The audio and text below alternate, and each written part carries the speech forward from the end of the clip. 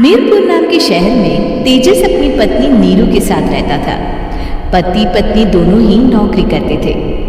एक दिन तेजस गांव अपनी माँ के पास फोन करता है। हेलो, प्रणाम माँ। जीते रहो। माँ, तुम दादी बनने वाली हो।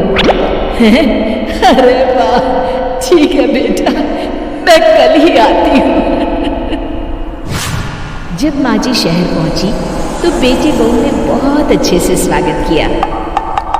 लीजिए माँ जी चाय। अरे गर्मा गर्म पकौड़े ले आओ माँ के लिए।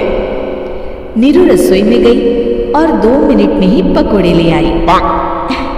जी ये लीजिए। बहू जादू से बनाए हैं क्या?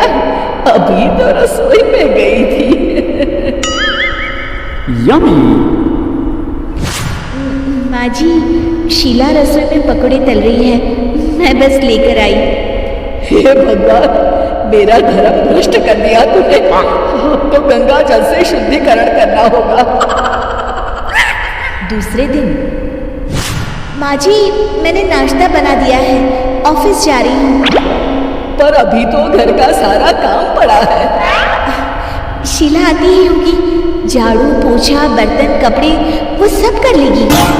हमारे जमाने में घर का सारा काम हम ही करते थे। जी माँ जी, आप बहुत होशियार हैं, मैं घर ऑफिस दोनों नहीं संभाल पाती। तो जरूरत क्या है घर से बाहर जाकर चाकरी करने की? वैसे भी घर का काम खुद करने से घर में बरकत आती है, समझी? पर माँ जी। पर वर कुछ नहीं, इस महीने की पगार मिले फिर ऑफिस बंद। हाँ। रात को नीरू तेजस से कहती है, सुनिए जी, माँ जी बोल रही थी कि मैं नौकरी छोड़ दूँ। वैसे ठीक ही तो है, अभी तुम्हें आराम की जरूरत है। फिर भी आराम कहाँ, शीला को छुड़ाने के लिए बोल रही थी। तो अब 24 घंटे में इतना काम तो कर ही सकती हो। पर जॉब पसंद है मुझे, घर पर मन नहीं लगेगा।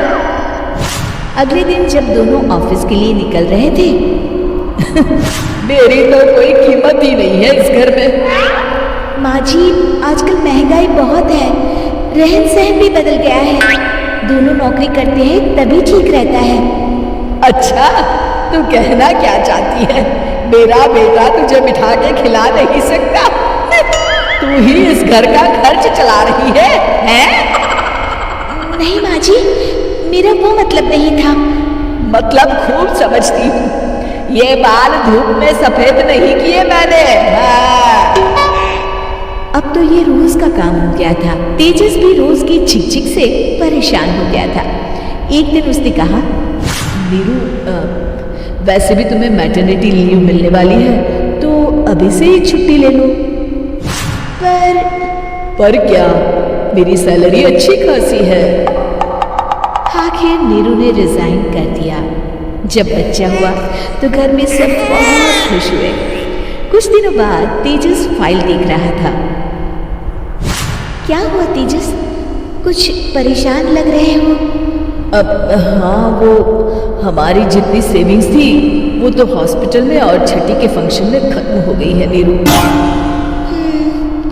और अभी वैसे मंदी चल रही है तो मैं बोल रही थी कल मुन्ना को हेपेटाइटिस का टीका लगवाना है। नीरू, क्या पोस्टपोन नहीं कर सकते?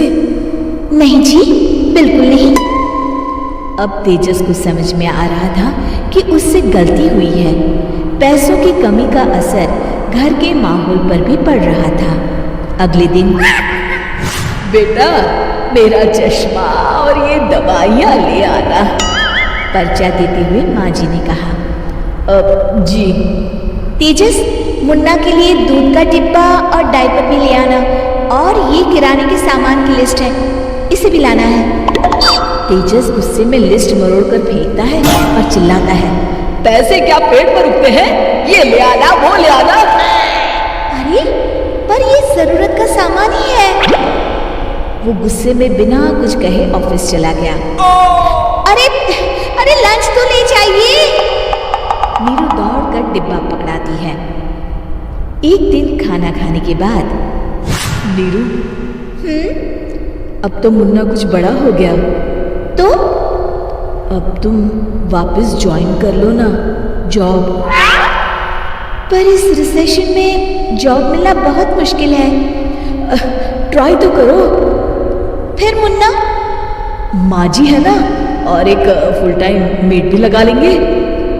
पर माँ जी, उन्हें तो पसंद नहीं। तभी माँ जी वहां आ जाती है और प्यार से नीरू के सर पर हाथ फेरते हुए बोलती है, अब मेरी समझ में आ गया बहू, पहले के और अब के समय में अंतर है। तुम काम शुरू करो, मुन्ना की जिम्मेदारी मेरी। मेरी प्यारी माँ जी, ये कहकर नीरू उनके गले लग गई। शिक्षा, परिवर्तन संसार का नियम है, हमें भी समय के साथ चलना चाहिए।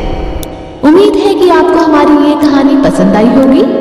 कृपया हमारे चैनल को सब्सक्राइब करें और सभी अपडेट्स के लिए बेल आइकन जरूर क्लिक करें। और हाँ, वीडियो लाइक और शेयर करना मत भूलिएगा।